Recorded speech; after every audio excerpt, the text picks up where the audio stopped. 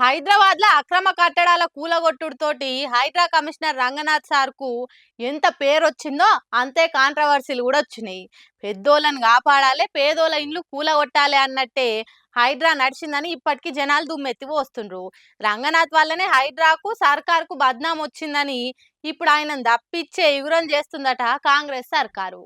హైడ్రా ఏ శుభముహూర్తాన్న దాన్ని పెట్టినరో గాని కాంగ్రెస్ సర్కారోళ్లకు మంచి పేరు కంటే బద్నామే ఎక్కువ వచ్చింది. ఏదో అనుకుంటే ఇంకేదో అయ్యింది. సీఎం హీరో అవుతాడు అనుకుంటే జనం చేత తిట్లు తినే కథ అయింది. మరీ అంత వేస్తే ఏమన్నా పొడిగెళ్ళింది ఉన్నదా అంటే ఏం లేదు. సామాన్యుల ఇండ్లను మాత్రం శుక్రవారాలు మాపటించి పోయి వాళ్ళు కోర్టుకు పోయే ఛాన్స్ కూడా లేకుండా చేసి కక్ష కట్టినట్టే కూలగొట్టింది. మాకందరూ సమానమే అని మాటలల్ల చెప్పుడే గాని చేతులల్ల ఏడ చూపెట్టలేదన్న బద్నాము హైడ్రా వాళ్ళు మూట కట్టుకుండ్రు. ఇప్పటికి ఇంకా అధికార పార్టీ లీడర్ల జోలికి ఓనే లేదు. వాళ్ళ ఆస్తుల దిక్కు కన్నెత్తి చూడలేదు. ప్రతిపక్షమోళ్ళు ఆధారాలు ఇచ్చినా కూడా వాళ్ళ తెరువుకు పోయే సాహసం చేయలేదు. కానీ సామాన్యుల మీద మాత్రం సమరోత్సాహంతో బుల్డోజర్లు వేసుకొని పోయినరు. ఇవన్నీ చేయబట్టి హైదరాబాద్ లో రియల్ ఎస్టేట్ ఏడి కాడ సల్లబడ్డది. ఇండ్లు కొందామంటే జనాలు గుండెలు గుబేలుమంటున్నాయి. దీని అంతటికి కారణం హైడ్రా కమిషనర్ రంగనాథే. పద్ధతి పాడు లేకుండా మంది కొంపలు కూల్చి సర్కార్ను బద్నాం చేసిండని